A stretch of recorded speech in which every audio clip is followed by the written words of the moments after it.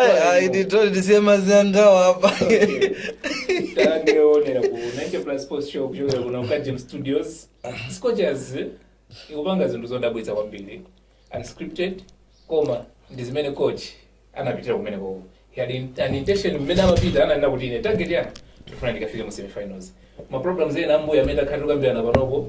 Mike anadauta kuti ineyo Scotchers isindikuyipasa chance koma whatever comes, let's take the results. The girls have overachieved. Africa mpaka na World Cup. As a country, dziko la Malawi tikupanga benefit motani. Ifeyo ngatatu ma specialist languages tikupanga benefit motani. Ndi ma lesson ati amete ngapezi. Izimene nkhani zimene tikambirani munomu. Expect fireworks lero guys. There's yasa moto onda. Inayo ndi uyasa. Okay, jabu. Kozekera kukoleza lero. Majesty mulina. Tinawo kwambiri so. Anthu simpala mulama konda kuyambisa zinthu. Koma you said chili chose limetaka kule kumene kwako. It's a plus to us. Yes, is this more than a plus? Kupezeka wanga mwina koyambirira kukamba nkhani za Scotchers panopo. Producer Kasim mwina tinakati kuti kutsutsa galo nkukumba kayamatero mwambiwo kandalakwitsa alakati mwina nthawi ina yake koma Scotchers ikatenga AFCON azizabwereza maujeni anthu azizatiseka kapena ena azizatiyamikira kuti inu komano ukamayikayikira timu ija pali zinthu zina so it doesn't mean kuti you are not patriotic.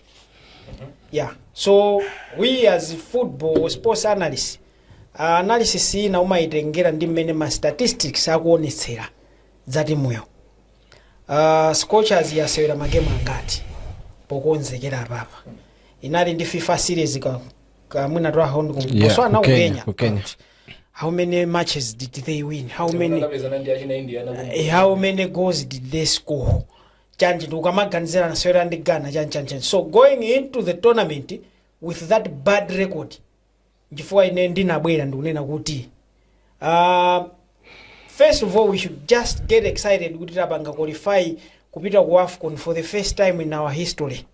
Koma we should not expect much, and I remember ndinanena kuti we should not give pressure to the girls.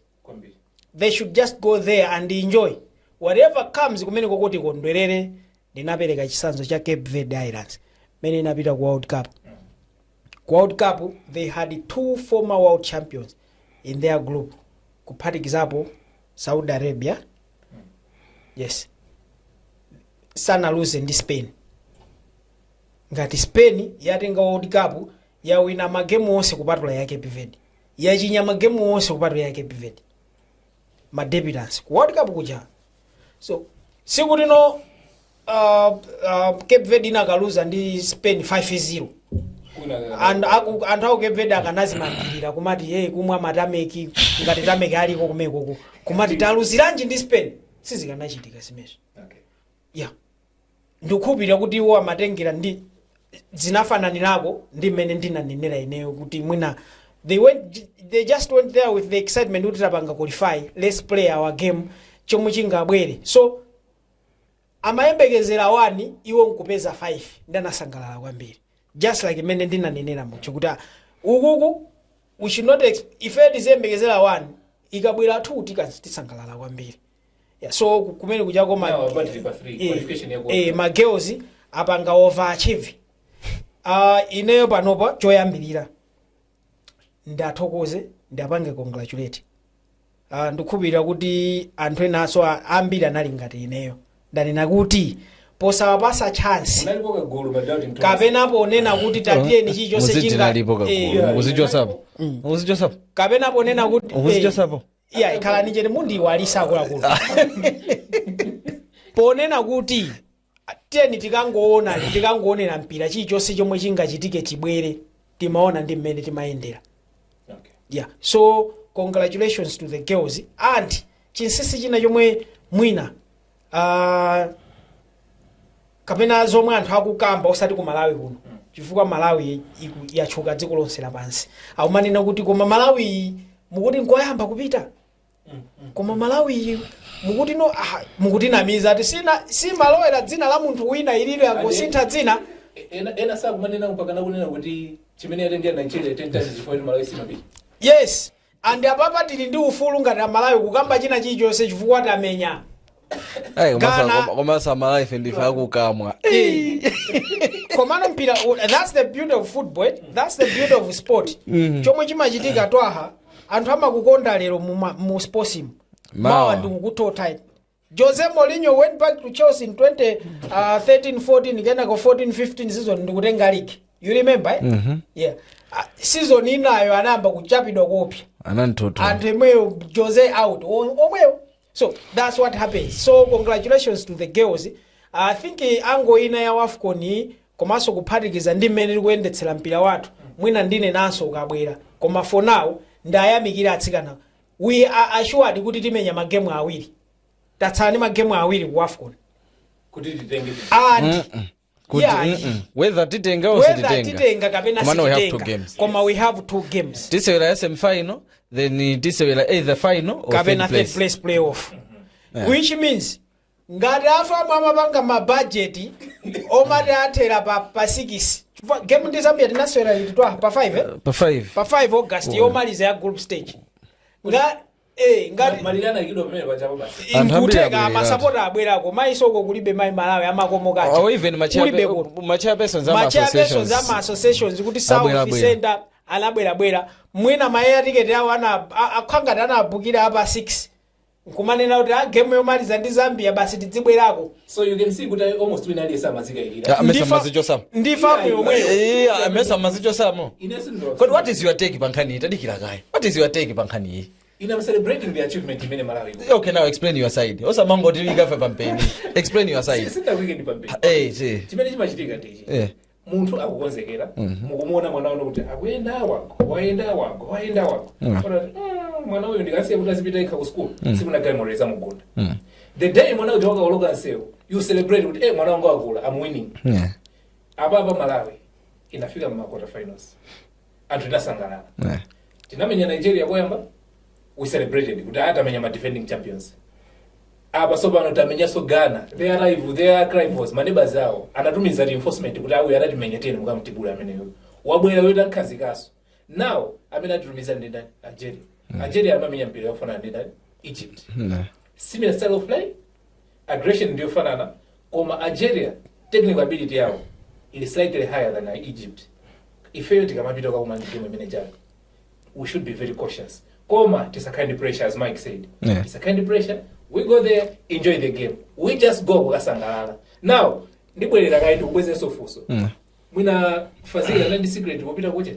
Wafiko. Okay, if we Mike ndamona ndimafuna chivado hakayambapo ababa. Uchira kulesa.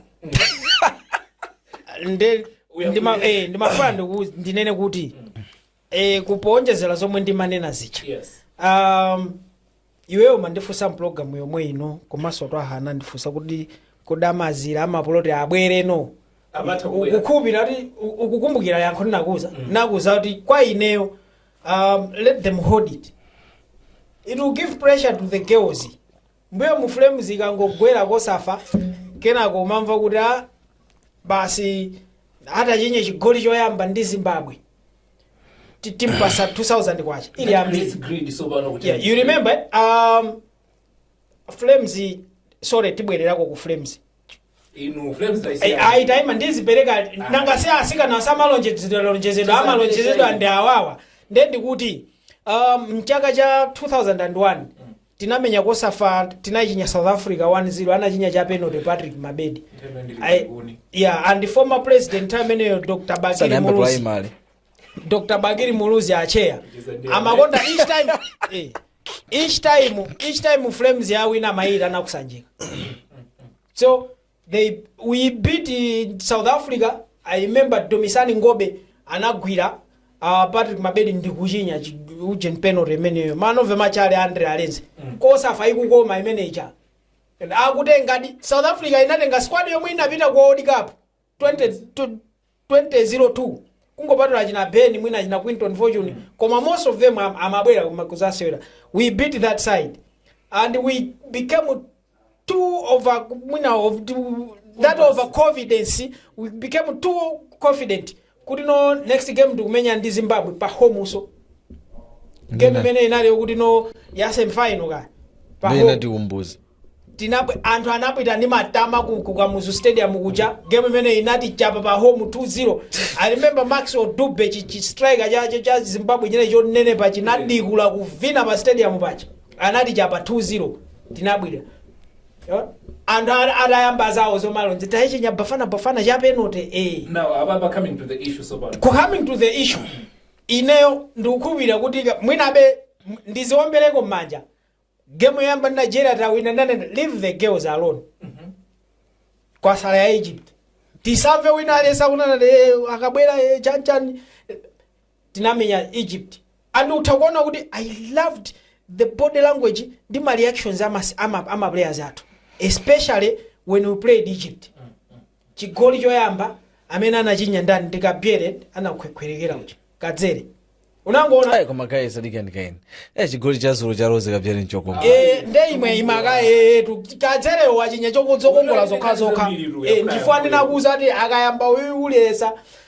kadzere waika chigoli chicho what happened anayima pompo wachinyapwe azake ndongobwera ngogwirana papa makona tiye nawo chigoli chachiwiri header flows from Bena header Faith Chinzimu rebound ndiye kawaika anangoyima sopompwe kusonza kuti they were not contented ena amachita kuchinya umene ndikukakhwekhwereka uko kugudumuka uko amaoneka kuti guys stay nazo ntchito ilipo chigoli chachitatu chatemwa chimozimozi wamuhedera goalkeeper uchitiye nazo Zambia came ine ndikuona be kuti Zambia wait asikanaja amakhanga ti amamvera zomwe ni manena ineyo kapena ndi ma-analyst enawo ndi wina aliyese even farm president zomwe anauza guys tisakomedwe tizikumana tizipanga ndi mmene game yabwere tiye ndithani nayo next game kunokonso ndiyamike anthu sana abwere poyera ndikumanena kuti mukangowina ya Zambia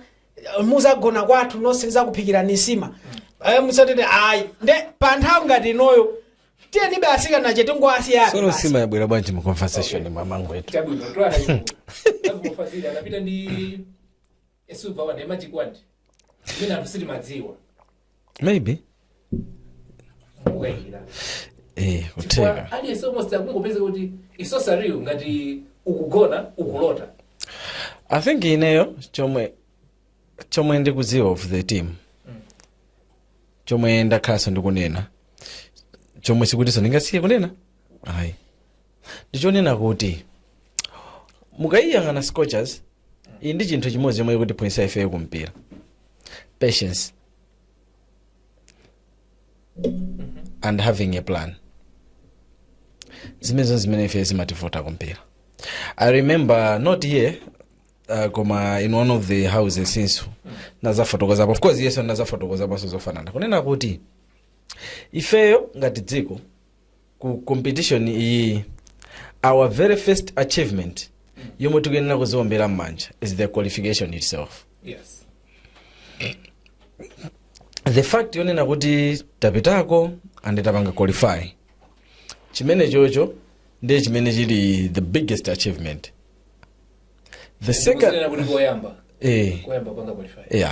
the second achievement yomwe tinali nayo ndikupeza chigoli chomwe tinachinya pa Nigeria chawani chicha ko vejana lita tapanga hit ceiling ya achievement yathu zina zomweno zimabwera amene pajapo it's plus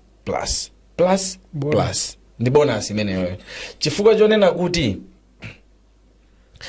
if Nigeria beat us that day palibe mwanga nanena akananena kunena kuti Nigeria is nyamala it would have been business as usual. Chifukwa ndi manena kuti Cape Verde inakafa 5 ndi Spain sikuti anthu anakamwa atamiki kunokonso sikuti sibwezeso titamva kuti sikukhala bwanji. And someone like me ndikanabweraso ndikuyamikira be mmanja chani timu iji yeah. Okay. Then going to game ya Egypt ndikuwinaso that was still what a bonus komano this time the bonus inalipia pangano chani multiply chifukwa chonena kuti before game ya Nigeria anthu chongoona kuti mugulumu ati muli Nigeria, Zambia, Egypt alisamangore Malawi takakhala maybe the last team mujani mu group iyi, and it was not even a problem kwa enough kuti tikakhalapo the last team titakhala kuti zachitika zimenezo zikanakhala zachitika zimenezo kwa ine like it would not have been a problem kala still kanaombera bechani manja chifukwa choni nakunda nakale kuti our achievement number 1 ndi kusewera game uko komanso kupezeka ku tournament imene iyi. That was the first achievement. Kuchoka pamene popo then lucky enough we qualify. Okay, before qualifying tinagonja ndi Zambia. Munamva anthu akudandaula kuti aya tichinya Zambia mwakuti did you hear stories? Tinadandaula pa podcast yomwe ino. No, we didn't. Titaluza ndi Ghana so tinadandaula. Yeah, my friendly is it. Yeah, I know. So for friendlies we are talking unena what as we prepare psychologically kuti osewerawa sizapanga affect koma ababa with Zambia mu tournament mu group stage, our last group stage match titagonja. And tinadandaula. Even the commentator said Malawi, Zambia and Nigeria are going to the quarterfinal. Malawi and Egypt are going out. Even the reaction of my players before the communication came, because we did our best. Kuvomereza tatuluka kenako jomoka yanakuira msimuna tuluke mulimo. That's when they celebrated. Yeah. Choma utanthauza Twaha, even if tina katuluka bwenzi tukuti tapanga zinthu. Tegana khayo tapanga 6 points. Tikanaduka ndi chigoli chimodzi. Kwa airport tikanapita ndi masienta ndi makabaza ndi njinga kukala ndi asikana jakwatira madera. Waona?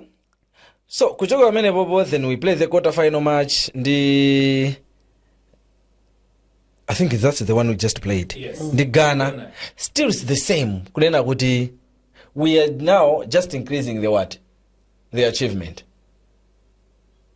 If we happen, because even the last program I said Ghana itabeza kuti mwamwayi or mwatsoka yatitulusa, we should still repeat and chan kukhala ndi ama players with what fanfare. Heroes welcome.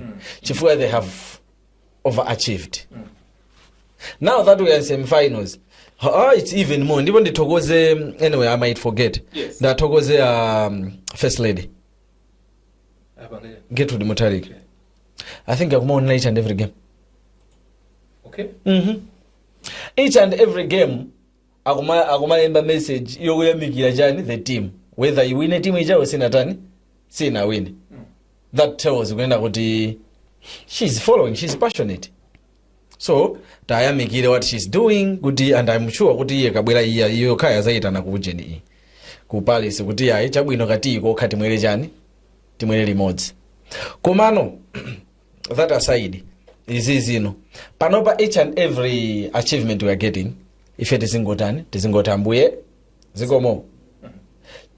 Now we have qualified kupita ku World Cup. That's even a bigger milestone. This is Nigeria go Malawi. Ku senior team out koma osati kumpira ku Malawi. Ku junior is under 17. Under 17 inapitapo. Koma no school seniors. Yeah, seniors, this is the first time. And under 20 we are almost. Yes. So chomwe ife tukenera kumachita sopano, because chomwe ndimanena kuyambira jona kuti chomwe chimativuta ifeyo ndi patience imene timayionera tikapita nako chani ku the Flames sopano. If you look at this team yapanopai, Your Flames is Scorchers. Yes. This team has been together for almost 10 years. Same players. Kumango sintha wakuti awa mwina akula pangaritaya o akwatira. No, not coach. Kuma players. As a 13. 13 years. It's over a decade. Yeah. Mese sigero anamba ugwirira kumenya mpira kukamba 2013. Global Scorchers. Kumenya mpira ngati yeye kuntopa nkumantenga Malawi. So you see, muona kuti mmene momo takhala tikumayipanga abe build this very same team. Namba kutumiza china Tabitha chakunja, kenako chitemwa, iya china Sabina Tomu, iya china Chimwemwe Madise ya ndani. Mapuleya chanayamba kumatani kumapita kunja. Zakazi kumatani ngumapita timu chani kumapangano chani ndimapanga grow. Ndimozata kuli uyu. Now we are shaping team ijana kuti ino tikane team ijani ya competitive. We go back to 2020, 2021. this team went ku AFCON ku Kosafa inakatia number 2 inagonja mafaino ndi Tanzania. I remember that game Tabitha left kumapita ku team yake before the final. Yeah, and zinatipanga, was it to China? Yeah, I think another China, yes. And inatipanga cost kwambiri the final mpaka tinagonja 1-0 to return to Tanzania. 2022 we went there.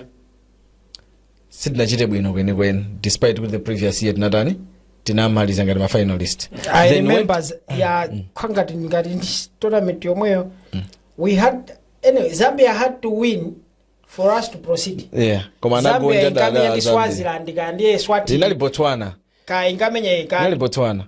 Koma I remember kuti Zambia inapeza penalty kuti if they score and win Malawi idutsa. Anamenyera kumbali dala.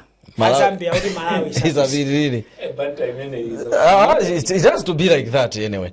So mukuona kwenda kuti that has been the process. In 2021 we had 2 teams, my seniors, also doing good for Malawi football. This isn't taking a sit masigamba. We had the Scorchers final ya Kosafa. We had the Flames go AFCON in 2021. Tinafika level imene yoyo. 2022 ndafotokoza. Then 2023 this team inapitano kujani ku Kosafa. Inakatenga chinthu chichi. So muona kuti timu ija ikutani no ikusongolano kuti ikunyamuka. Yeah, because in 2020 I remember kunali AFCON qualifiers, the previous one. Then farm administration said hapano pa timu isinatani sinapye competing mipikisano iti ngono ngapo chani ndalama kaya. What we do, let's invest kai mu women's local tournaments. We should have the league, we should have ma competitions angapo others bangajani kunabwa talent development scheme, then kunali ya FIFA ina yake identification. Zonse zija zinapangisana kuti kutuge no sewera ngata china Roziwa china Faith ndigulanza anayamba nokuzika nthawi yake imeneyo. Then takamba ka 2023 ma results nakatenga Kosafa kuchoka pamenepo. That very same team 2 years later yapita ku AFCON yapanga qualify World Cup. So chimene chochitika nakhala kuti mapanga nacho ku the Flames side. Yes. Kwena kuti okay, let's build a team, let's have a team yomwe tipatse nthawi yoti timu izitani izipanga grow. Zimezi mafutazo because the same would even ku Scorchers good. We've been calling for Fazili's head itu. We've been calling for Fazili's head. I'm not saying we should not call. If we feel like calling, we can call. Come then, if we are to talk about that, they could call for his head. Who are you going to replace him with? Yes, means they kukambirana time anyway. Okay. Yeah. Komano. But ababa musina. Chifukwa by far he is the greatest coach ever when it comes to women's football. Even maybe football. Even football in Malawi. Chifukwa he's the only coach ambaye anapangiza magoli. Yes. Oyamba nali captain John Kabuta tukwa achina ande Sinkonda na Gustin World Cup. Amene nali team. Nde football la Malawi. Komanali ajawali kutiko. Anali akulu. Unawabilisa kuanda 17. Koma anali 17 yomwe anamenya nayo anzawa achina Isco nonda kumenya. Anali over age. Achina Ricardo Rodriguez. So okay, ndimalizise nkhani yangayo. So if we were doing the same in the Flames, kuti let's say the Flames ndi pasuwa, we accept guys ambiri ameti makamba za mpira, I'm sure we watch mpira. Timapita magona games za Super League and timaonera anzathu kunja kuti akutani tikakhala tukaona games za Super League aja, are we getting my players who can play for the national team? Tikumaona kuti yes awande apyadi kuti Flames team iliyo sanga tepaseyo tikangana nayo. Do we have those players? I remember in one of the programs mnana kuti machita kusowa mpira ngati last week yomwe yet timakambirana kuti pano po transfer window atsekulidwa ma club azi bola mukamba za zimene zozo. This very same weekend ya tie, so we had my games angati nani my games 8 FDH Premiership. Saturday unali my games 4. Do you know how many goals were scored in 4 games? 6. 6 goals in 4 games. Awili 1-1, inayo 1-0. Then we had Saturday, then we had Sunday. Sunday kunalisoma game 4. Ina inata 2-0, ina inata 2-1, ina 1-0, ina 0-0. Pa half time onse 0-0. Onse pa half time anata 0-0. Again nanyina zigoli zinga pa ma game again inso pa ma game 4 onso atigunena tanyesa zigoli 6. So, bwana, 8 games you are scoring just what 12 goals. The defenses are going Oh, you are failing to score. Okay. Mufuna defenders ngobanga league zigoli. No. Is that what you mean? Not good if the defenders are leaking is goal. Not good if the defenders are leaking is goal. Masa akusogolo na ndosa atwali blood. Amwene we are failing to score. So in Twaha tipita break tizambira yomweyi kapena timalizire tutizambira ina. Imalizeni ina. Oh, okay. Tizambira ina. Oh, okay. Ujen. Ndinanena kuti ango ina ya Scorchers ndi yambira mukandipa saso chance mmene mwandipatsiramo. Poyamba ndimayiyamikira komanso kunena kuti zifukwa zanji chomwe sitimayipasira chance enafe kuti tatene tikangomenya chilichonse chingabwerecho. Komanso timanena kuti ma girls tisapase pressure. Manena za Professor Gertrude Mutalika, the first lady of the nation, kuti akumayiyamikira, it means she's watching the matches. Ndinazaona post inaja, I don't know if it's really him, koma nazaona kuti ngati page Dr. Thompson Mpinganjira nawo anayamikira atsikana. And he said this, and I quote, your reward is waiting for you. Mpoto yanu ikukudikirani kuno. Ine I believe kuti ndimene zikuyenera tizikhala choncho. Dr. Tom Mpinganjira akanangonena kuti nonse ndikutumizirani ma 2 million zikanatheka. Kapena mukamabwera nonse muzapeza mu account mwanu mwapongo. Koma your reward is waiting for you. Basi anthu akula anthu anzeru amanena zimene zozo. Osati atachinyeno nde kuti tafika finals yo ine ndimpasa 10 million. No. We don't. And ine I believe ndipo muzandikhulupirira pa program ngati iyi. Atsikana jakabwera ndanena kuti ndimene ndikuti atsikana jakabwera kuno nditekini panelo yonse whatever happens kaya tamalizana chifukwa papa the worst position tingamalize ndi number 4 for number 4 $350,000 it means. Yes ndikuti the worst ndi pa number 4 right? So even if we get to the worst finish Malawi jakabwera kuno choyamba ikazatsikira kukiya kukadzadza kwazakhala konvoyi umene ucha ikazatsikira pachileka ndenyanyi kuzavuta chachiwiri atsikana aja mapuloti amene analandira ako safacha kana alandira ma 10 by 10 panopo alandira mwina ma 50 by 50 alandira ma ground asikana aja alandira ndalama asikana aja anthu ena ake panopo angobisabisa zinthu akudikira kuti atsikana aja abwere ndi ayamike anthu komano anthu aja sakutuluka ndibwere no ango ina yomwe amanena Twaha kunoko chomwe chimativuta. Going forward into the game yes. Sasa limeti yambire tikachoka ku break. Kunoko chomwe chimativuta. Ndikuchipitiriza chinthu. Komanso patience anachula Twaha ichi. As we always say, sitimafuna kuphunzira. We don't know that we don't know. Chizungu achimva sitimadziwa kuti sitidziwa.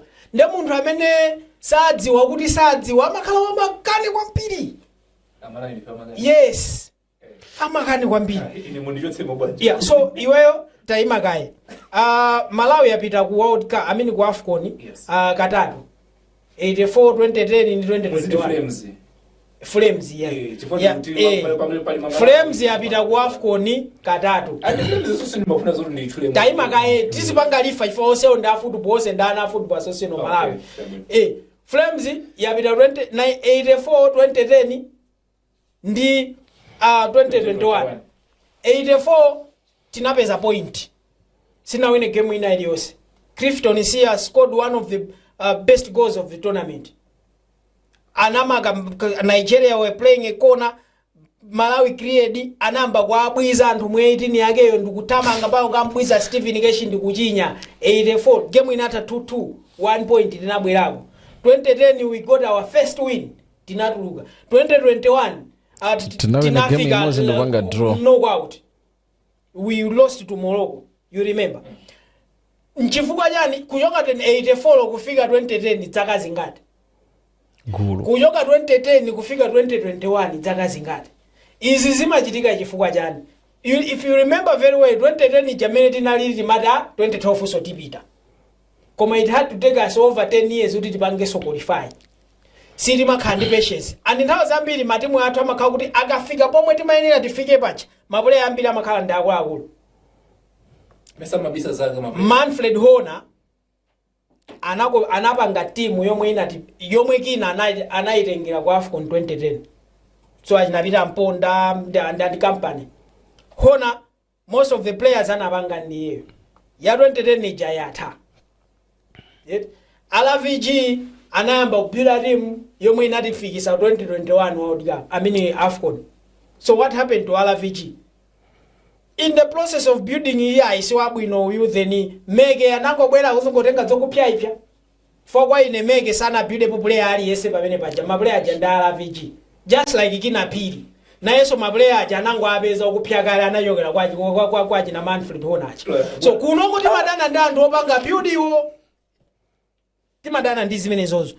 Why did we get rid of LVG? Because LVG amanena we are learning. I remember tinamenya ma qualifiers za AFCON tinapanga draw ndi Cameroon pa Kamuzu Stadium and the interview yake anene he loved the hunger ndipo sama Malawi tinkamva kuwa koma tadikira kai game imene yo ikamba pali player mmoja amene mwa kuna sitima mkumbukira kuti that day anamenya mpira kuti mwina sazamenya somo yake wase Nixon Nyasulu ndizo. And how old was Nick at that time? Nixon Nyasulu that day anampangisa Bertrand Traore akumenya ku Chelsea kuoneka ngati player wa average. Yeah, imene ndi Burkina Faso. Yeah, Burkina Faso. Munali so Cameroon tinamenya so sorry naiwa. So uja namba kutenga Nixon Nyasulu Charles Pedro chimwemwe idana ali ku reserve if you remember very well. Tinkaona ukutichedwe saiwe me chan nchose nuyu mena manchosa wapika kale mege kungoti zikomo ndumapita nawo kusokerera ajinambulu ajinalobi ningalande kali ali ku side C aja ni Atletico Madrid anamba mabuda timu uyu amaona kuti ndisatenge lake malata nditenge Charles Pedro andu madiya lake malata mukumusiraje kale mukumbukira timadana ndi anthu a vision kunoko. Who was the problem pamene bobo the FA masapoti vuno ndi FA yomvera anthuyo in Apple Cup, I will beg to bring a different view. Nthawi ya RVG panali zinthu ma factors awiri amene olocha ndike yachitatu ndengomaliziratu itwa ulibe minute 2 minutes. So ndi mapanga alifa ku AFCON ku Flames chimozi this team yapangidwa building ndi anthu ochuluka kuti ifike apa both on and off the field. Former president Wonta Nyamilandu has played a very big role kuti Scorchers ifike apa. If you don't give credit to Wonta Nyamilandu then if and otembereredwa. I'm telling you, Ajinandani Tomu Kolongo coach wa St. Just played a very big role kuti Scorchers ifike apa. Coach abe onkandawire panopo tawe nagesa mamva bwino we don't remember him. Koma coach abe onkandawire ndamene anaifikiza final kanga ya 2021 yo kanga anachoka Tabitha semi final coach abe onkandawire has played a very big role kuti ifike na baba. Benjamin Kumwenda has played ajinamagi chombo Fazili wazaitenga be uku anthu aja tinene chilungamo Fazili wazatenga yokupya ipyabe uku anthu atakandira atasonkezera koma nakati tengesa kwa safari koma ndimene tikuti zinthu ndizosiyirana ena anayamba ena anakati. So ifeyo panopa Tabitha is 30 Temwa is 27 chimwemwe Madisage is over 30 ajinandani aja uyu Madina Nguluwe Nchani is over 30 ndufuna ndione nzeru za anthu amene akusogolera mpira panopo it can also happen tipita kwa World Cup chaka cha mawa paliponse titamalizire potamaliza anthu ausiya then it will take us another 15 years kuti zapange qualify AFCON wina. Okay. In a minute. All right. Chomwe mafaniro I have a different view on the sacking ya anthu ngati RVG and so panali zinthu zitatu zimene zinali main contributing factors. One, zomwe tikukambazi zonena kuti one ifeyo ngati amene timayima kuno ndikumaziyang'ana zinthu zili uko, we play role ina yake yonena kuti imapanga affect dynamic ya chani kapena kuti the progress, the dynamics, the sport timatsitsa. Back then mafactors amene alipo ndikapo atatu. One, kaya one, okay, one kunali chisankho 2019. So this chisankho chinali cha anthu awiri a internal. We had Otanya Miranda and James Mwenda, president and the first vice president. The first vice president the man responsible kuyang'anira technical ya farm. He was the head of technical. Ndikuti coach yapanga report kwa ndani? First vice president. Kwa first vice president. So this battle here inapangitsa kuti anthu awo apange chiganizo chosatani choyenda kuti nanka what will happen is the president and the vice and the winner and amene opereka ma report onena kuti coach yapanga perform motel. As a result, the president, the region went, the coach went. That's first. Second, tinali ndi ife amene ndakambira muja kuti ngatino anthu amene amakuchana mamande coaches no no makomande coaches asapa mande coaches nafikepo komano ngati anthu overall. Okay. Remember kunali anthu angapanga mademo iti ife tupanga mademo timacha mpaka tikafika kufamu kuti RVG azitani azipita. Now pa situation iyi mumayena muyang'ane zinthu ziwiri. One, the safety ya munthu amene uyu wabwerayi. The moment you start creating environment yonena kuti munthu uja anthu sayamba kumuona ndi diso labwino, mpeza kuti munthu uja mwampangira create ino mwamuphwanyirano chane chitetezo yake. What if akupita kunsikena yake kumgenda? The government and you and nonse, even the association now, iyankha mulandu osamukhuza. Ngati new association, what would you do? You make a decision to kuti munteteze munthu uja. So on that you cannot blame the association. Now chachitatu chomwe chinachitika that time also ndipa apa patapa fotokoze kunena kuti we don't have vision, we are visionless, we are consistently inconsistent muzochitika zatu. Yes, Amalawi to that is. Yes. Sitimaziwa kuti what do we want to achieve. I'll take you back tinchosa RVG tichosa kumene koko tibwerapo mpano nthawi ya Patrick Mabedi came and said ndakuluakulu, you know what, currently we don't have a team, we need to start bringing in more players achani atsopano achina gabawa, let's forget them, they are growing up. Munahauka Tiyambe nopanga chani kupanga build team ina.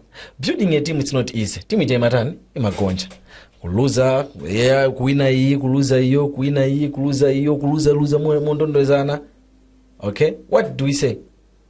Koja amene iyi mwakuti ndiye paliso ena aka amene mafuna kuti makocha jaziti mvera ifeyo osati azigwira ntchito, especially amene makhandi platform yankhula mawa kandi mawireless kandi ma radio timapanga so affect mpira watu koopya kunena kuti we stop thinking that anthu amene we are supposed to give Jan guidance. Stakeholders ofunikira so kwambiri. We go pa wireless kuyamba kulankhula like kuti man, what will happen at the end? Because panopa if you check, take squad yomwe the last squad ya ndani ya Patrick Mabedi and check the current squad yomwe ikumapita ku national team. Tell me if they are not the same players. So that's what Ndai meja manena ayi ndani uyu chifundo mphasi jeze kumutani ikunkuli jeze 11 ikumulemera ikunkulira kwambiri ikufunika gaba azibwera chifundo mphasi pano saka mabwera Salima he is making it uje ni ndani that back then uyu ndani uyu aliso ku Zambia ayo Robert Size Size sana fike pomenya national team mwakuti pano is he not playing the national team and so many players amene Mabedi was bringing it. Okay, timu yathu akulu tipange build around these players ndeti zitani ndeti zikwera. We came and took each and every stone available kumgendera Patrick Mabedi tazitani kuti azipita. Fine, Mabedi went kwabwera pasuwa. We are at the same level. The results, they are inconsistent. lero tichita bwino mawa sitichita bwino. It's not good.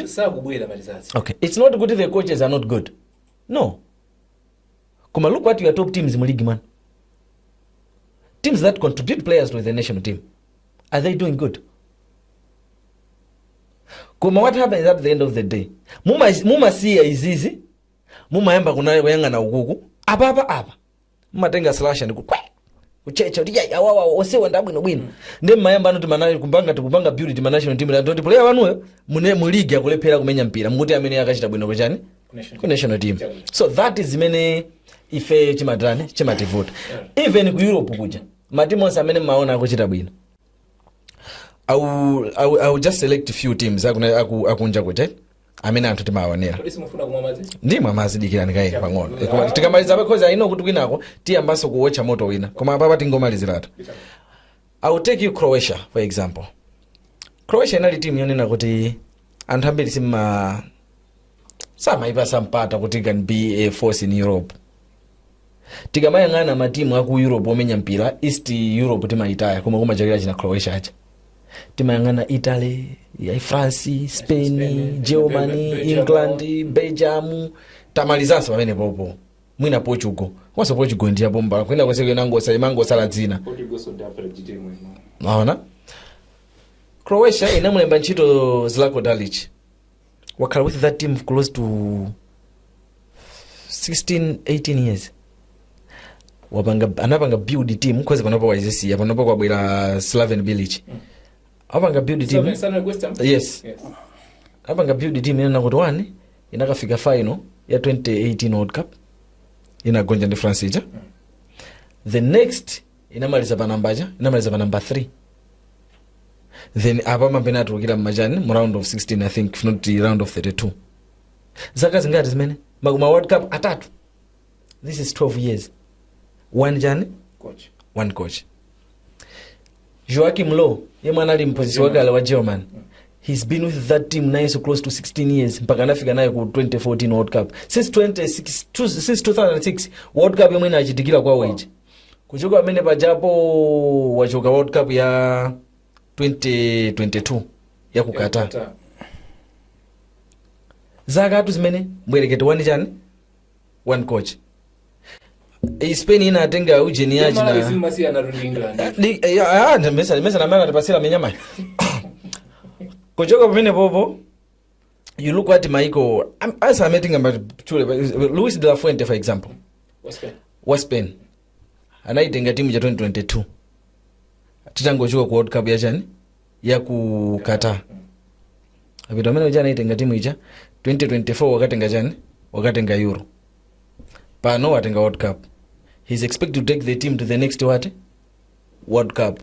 Or you mpaka in Euro 2028. Kena ko possibly the next World Cup.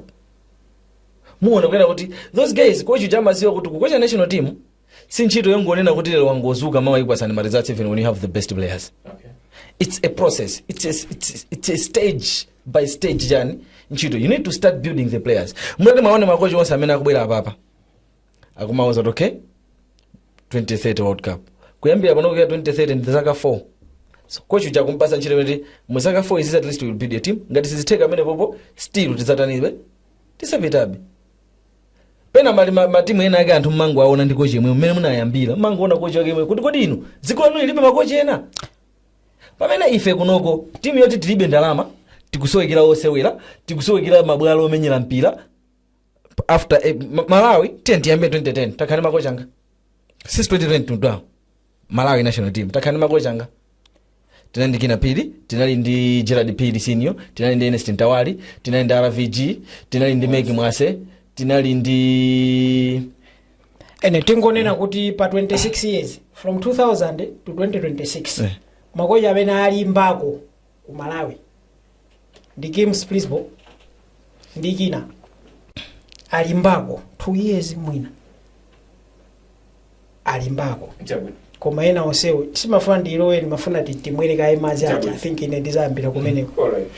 Kumbukira kuti imene mukona ndi 90+ Sports Show koma iyi taipasa Scotia special kwa Scotias yapanga zinthu zoti mumbiri ya dziko linoli ndizonyadilitsa kwambiri kumpira wathu pamendo. Tiye ndimwere mazi.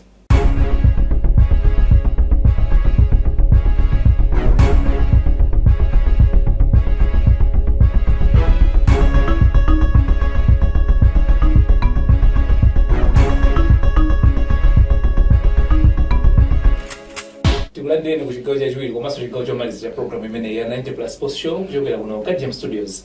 Kumbukirani kuti first half ija taunikirana extensively zokuzana ndi Scorchers koma panali ma element ena ake anyamata asana kamwe maza afuna kumalizisa. Komanso ndadabo kuti kumene kuja tusitu kwaona ka president women's alikongo anapita I think anapita abwera lako munaona kwenu kuti awali tangoona zithunzi analiko ine nawo pa molalo ku dressing room game ina ake analo anavina nawo analiko ndi muti analiko akwenda mesa timu ina kalikongo sanali leader of delegation it anangokhala ku anangopita ngati part of the executive I think so. Okay bacha munanena kuti tinazipatsa malire apa 5 mufati kambe nkhani imene ndangofusa ife mafuso ena ndo odabwitsatu just to cut the long story short kunapita anthu kumene kuja amene mwina chifukwa zikumveka kuti boma la Morocco kapena the kingdom of Morocco paja ndi kingdom inapereka mavisa ofika pa sate a mwezi uno August ndi nthawi ilipo koma ifeyo mapezedwe athu ndi kukonzekera kwathu kunaliko kuti anthu aja sadutsa pa 6 August tinazikira malire mwina ukayika kwa performance komanso tisayiwale mwina nthumba kushota mwina chifukwa anthu ngati amene mwina sikuti amayenda ndalama zawo tinene choncho so iyo tiyilekeze pompo basi tisapitire apo tisapitirize okay kukamba zako sapezeka klese issue ya dera ndi issue yomwe I don't know how best we can talk about it though kunena kuti her achievements ndi kunayonso she's being sidelined kuti aoneke nice she has contributed exactly that's what I was asking I don't know kuti ngakambe motani zankhani chifukwa ndi very sensitive somewhat how basi ndikumpira tu sensitivity paliponse komano Twaha mene mabira break wayankhula kwambiri khala chete ase Chilizule tien tisatani choyambirira ine ngati nthawi zambiri amene amanditsata not only here ndikamakamba Scorchers choyamba ndimayamikira ma pioneers a women football Malawi muno Isaac Jomo Osman Tom Kolongo Malemu David Dube achina ndani achina Abe Onkandawire achina Kale ni Jaula ndi magulu awo achina Andrew Chikosi Magi Chombo Sadiki. These are the people amene apangisa women football ifike apa choyamba chachiwiri Women's Football Association mosokozedwa ndi mayi aderawo agwira ntchito yotamandika kwambiri ndimayamikira is a brave woman she's a brave woman I admire her even all akhalapo so member wa Wanderers committee she loves football Association of Malawi popezera ma sponsor ndi zina zotero ndi ntchito yonse kumapezera ma friendlies ndizo anthu agwira ntchito hand in hand koma personally ngati Mike Ndala kwa ineyo sizinandisangase kuti adera wabwerapo ine ndikanakondwa anakalekeza pomwene patatele timu azibwera ndi timuyo tikamakala ndi anthu pa airport tiziti so president atsikanawa chifukwa amene ajese a president aku south si a president apa center si a president ndi a president a National Women's Football Association so ine ndikanakondwa kuti mayi adera ngati nkotheka apangireso ticket ina apite akaonere semi-final akaonere third place kapena akaonere final chifatane nakale we have 2 more games to play we are assured of 2 more games to play semi-final kapena final kapena third place playoff so tikamakayilandira timu ikamabwera mayi adera tizalandire limodzi osati wo anali konko ndi abwere ndi azanyamuke ndife tizikayilandira timu iwo anali konko kale amwina patapezeka ma arrangement ngati amenewo zitheke komano tikati kupanga uyu I think ukoko tikhanga kuti tikusokoneza macheza amene ndili nawo pano ndokuti timu ikuchita bwino tayamikira mbali zonse zokhuzidwa pempho line not card game not 90 plus show koma ngati Mike Ndala football analyst sports analyst mayi adera jandika nakondwa timu ija anakakhala nayo adzibwera nayo pamene itatherepo tikamakalandira ku airport ndi kwina kuli konseko tidzikalandira ndi iwo omwewo chifukwa iwo aja Scorchers ija ndana iwo. I think we would say she's timakamba za ujene timakamba zanda za Love Mufazile as being one of the gods. Don't know if she's one of the gods because in 2023 somewhere around February thereabout Adela Migogo was voted the women's football president. Kumalayi konoko 2023 the team she built the competitions she brought to women's football namang said that team should go ku Kosafa ndukatenga Kosafa and the sponsorship also right? Yeah, first year wow. Then boom she went around and a sponsorship ya National Bank. Here we are that sponsorship has been instrumental to Samai Wale. Yeah, here we are 2026 that very same team her as a president for women's football whether we like it or not. The team qualifies to AFCON, the team qualifies to World Cup. She has to take the credit. She has to get the credit. Zilindi ife kuzitenga izizi personally kapena kuzitenga izizi as a reality. Komano an obvious issue that many why should someone take it personally? Mike understands what I'm trying to say.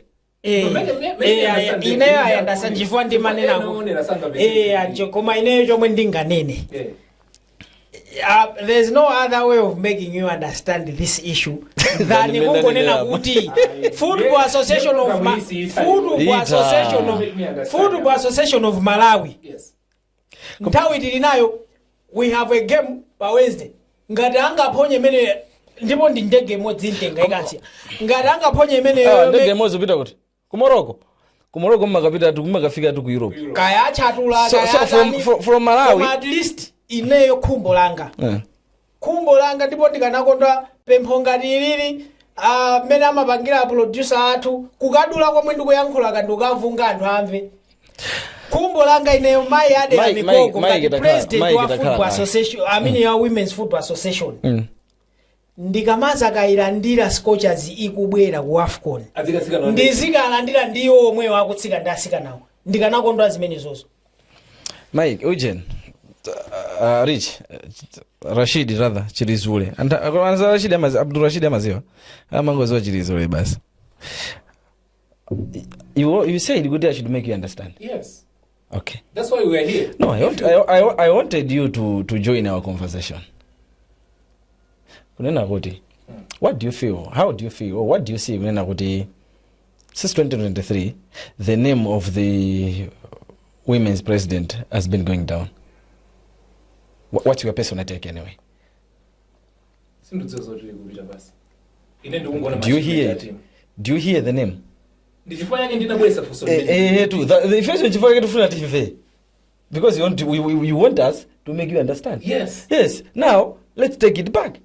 Tell us. No, we are not. Okay, this is a podcast. It's not a TV. But podcast, okay. But podcast normally it's just a conversation. Yes. Tima jeza hapa mena antama chipano bata ubweza support ako kana hapa ndo kukambirana nkhani mene ya kuganizira. So you are part of this conversation here.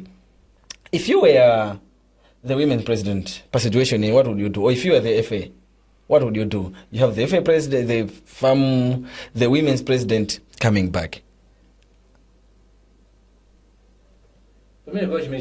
Yeah.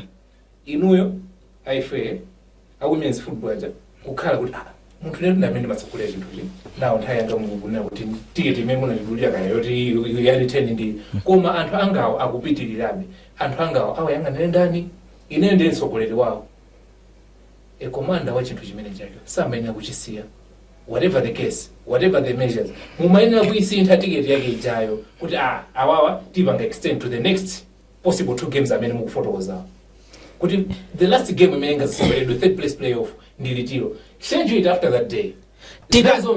Tikayika kamira nkhani wanena ngale kuti program siita nchifukwa ine ndinangothetsa kunena kuti farm should make arrangements kuti Mai Adela abwerere Twaha umanena kuti since 2023 ka 2024 kaya dzina la maiwa silimamveka kwambiri when you talk about women football ka Scorchers.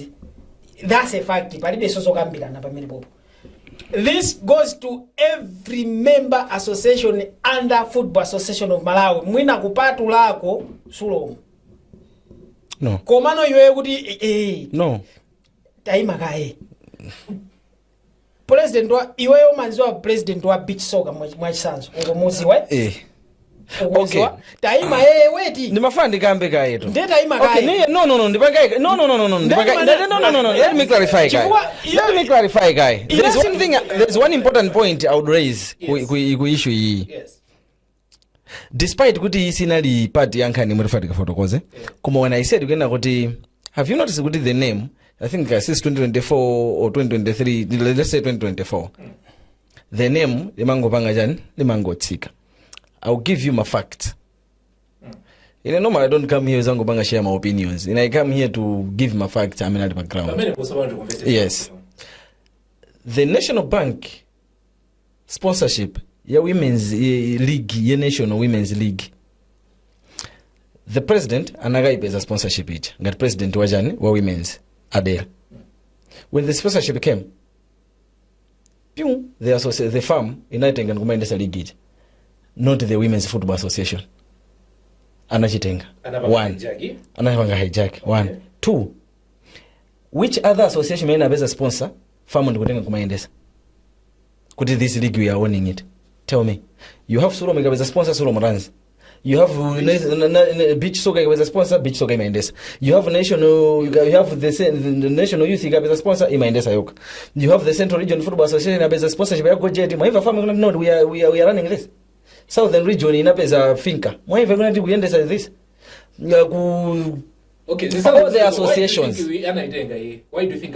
So there is a strategic way. There is a strategic plan in place. It's being run. That name, Lizimigire. When we go to elections, Chakajamawa, that woman should be voted out. Now I understand. So it's about politics, so on. Chifuka, here we are. These are facts. Ndiuze ni kulena kuti ndi sponsorship iti. Imene affiliate wa farm ana apeza and then farm takes it kuti will be running this league apart from ya women's ya National Bank. Ndawiro kamena masafara ro muzindu ya you feature utaudaba kuti au jeni IFCB under 19. No.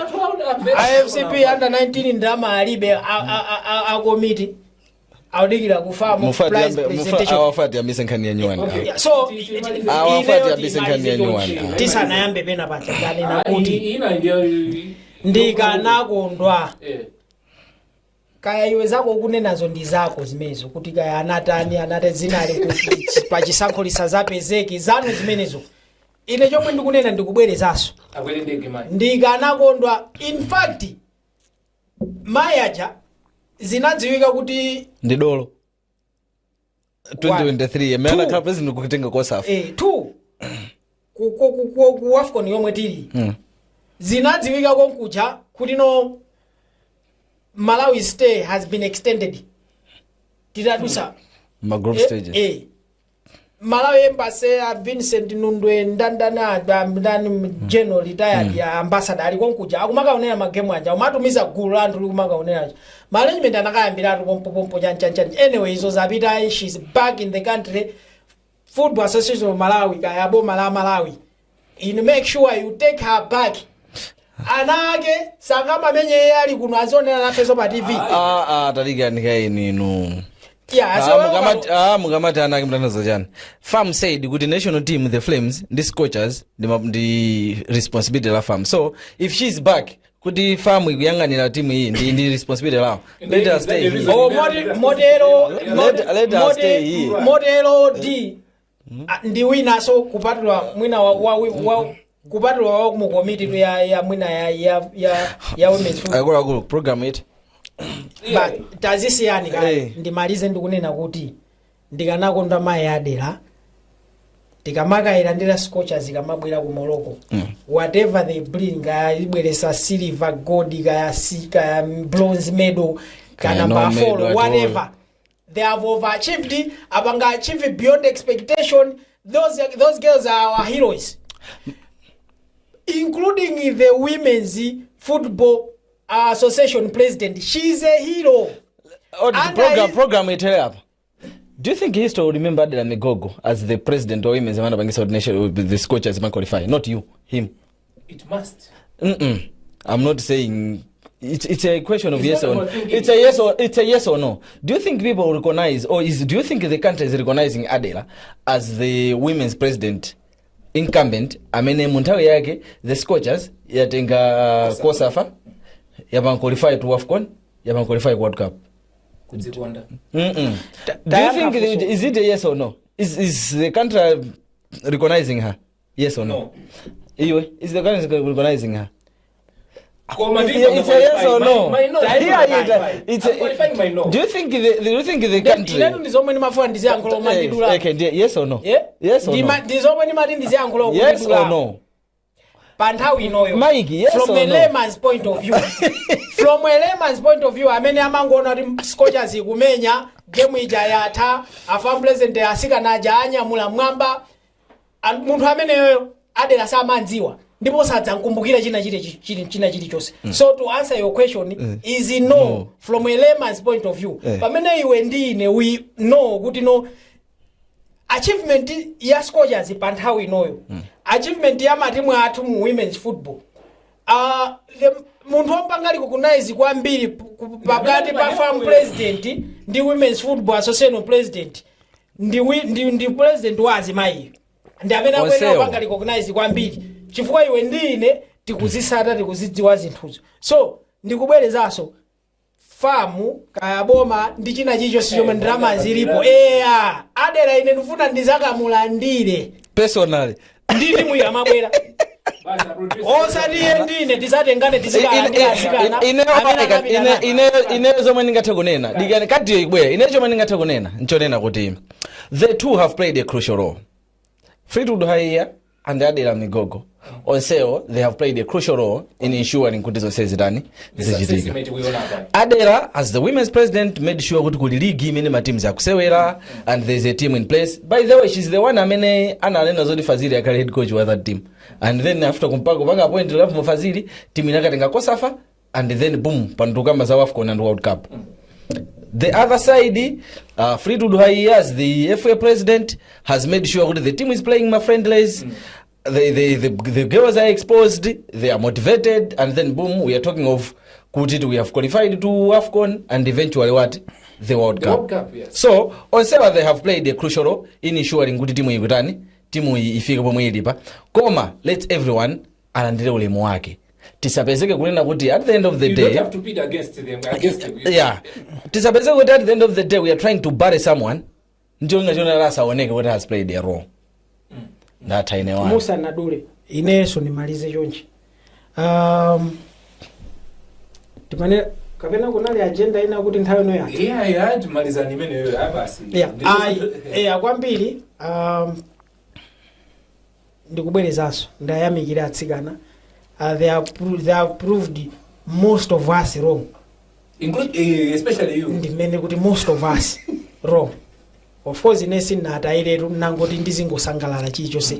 Sangalalo loyamba ndiloti timu yapanga qualify. Twaha ndi amachita kugawa kuti chake kenapo tichinye chigoli ndi Nigeria. Moti tinakaluza 5-1 Nigeria Twaha nakasangalalo ya scored our first goal ku AFCON. Yeti. So tayamikira atsikanacha. Ine whatever happens apapano ndibe sovudo. Kwaudika kuti kupita. Olo titaluza ikubwera of course God forbid na Nigeria siti chinya. Matimu aku North Africa timatana final tikufika. China chichonse chodi. Yeah. Kwa Amalawi tiphunzire kukhala patient. Okay. Yeah. Manthanga makhala pokuti matimu athu akafika poti atentha paja pamakhaso kuti amenya silingi. Kuti tibwerere ndikuyambiraso zimatitengera nthawi. Ku Scorchers chonde zisabwerere. Izi za Football Association of Malawi komanso a Women's Football Association ayetsetse chifukwa maklabu athu ndamene amapitisa maplayer awa ku national team kucha. Ku maklabu kwathu kukhale bwino.